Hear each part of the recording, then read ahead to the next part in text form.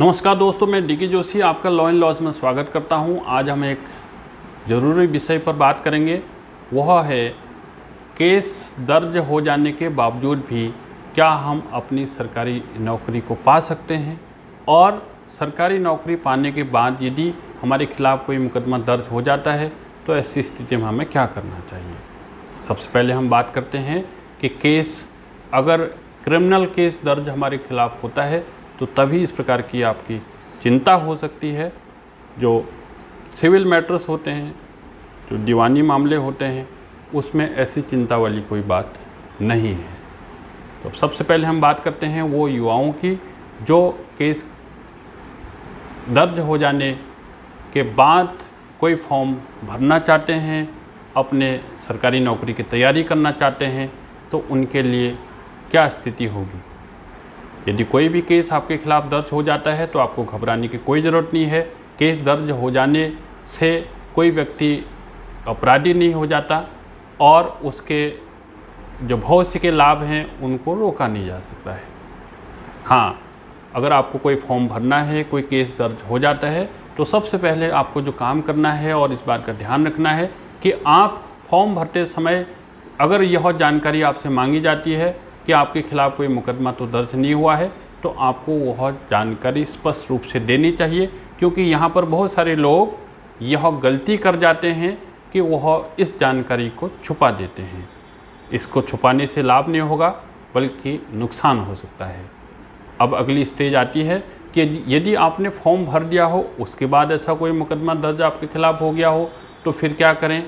तो यदि ऐसी स्थिति है तो आप जब आपने पूरी तैयारी की है और आपका चयन होने की स्थिति में है, तो चयन होने से पूर्व, सिलेक्शन होने से पूर्व यानी नियुक्ति से पूर्व आपके जो डॉक्यूमेंट वेरिफिकेशन का समय होता है, उस समय भी एक डिक्लेरेशन के माध्यम से आप ये सूचना संबंधित विभाग को दे सकते हैं।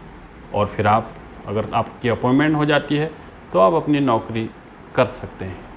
अब अगले स्टेज आती है कि क्या नौकरी के बाद भी कोई मुकदमा दर्ज हो जाता है, या जो पूर्व में मुकदमा दर्ज होता है क्या उसके बाद भी हमारी नौकरी जा सकती है। तो इस संबंध में ये बहुत जानना ज़रूरी है कि नौकरी में अगर आप हैं और कोई मुकदमा आपके खिलाफ़ दर्ज हो जाता है, जब तक कि 48 घंटे की पुलिस अभिरक्षा यानी जेल के अंदर आप बंद नहीं हो जाते, या 48 घंटा अगर आप पुलिस कस्टडी में रहते हैं, उसके उपरांत ही आपको डिपार्टमेंट सस्पेंड कर सकता है। क्योंकि आपकी नौकरी का मामला आपका डिपार्टमेंट का है। क्रिमिनल केस अलग चीज़ है और डिपार्टमेंट अलग से प्रोसीडिंग करके आपको निलंबित कर सकता है, फिर भी आपको बर्खास्त नहीं कर सकता है। उसके लिए लंबी प्रक्रिया है और उस प्रक्रिया में आप बहुत सारी चीज़ों को कर सकते हैं अपने बचाव में, ताकि आपकी नौकरी में आगे की आंच ना आए। निलंबन का जहाँ तक सवाल है, निलंबन अस्थायी रूप से आपको अपने कार्य से कुछ समय के लिए दूर रखा जाता है। यानी जो आप मुख्य कार्य कर रहे होते हैं उस कार्य से फ़िलहाल आपको दूर रखा जाता है, और आपके जो सैलरी है, जो सैलरी के बेनिफिट्स हैं, जो आपके वेतन भत्ते हैं, उनमें कटौती होती है। आपको सब्सिस्टेंस अलाउंस मिलता है उस दौरान जब आप निलंबित होते हैं। लेकिन जैसे ही आपका वो मामला आपके पक्ष में निपट जाता है तो आप फिर अपनी नौकरी में वापस पूरी तरीके से बहाल होकर के आ सकते हैं। दोस्तों, ये जानकारी आपको कैसे लगी, आप कमेंट बॉक्स में अपनी प्रतिक्रिया जरूर दें।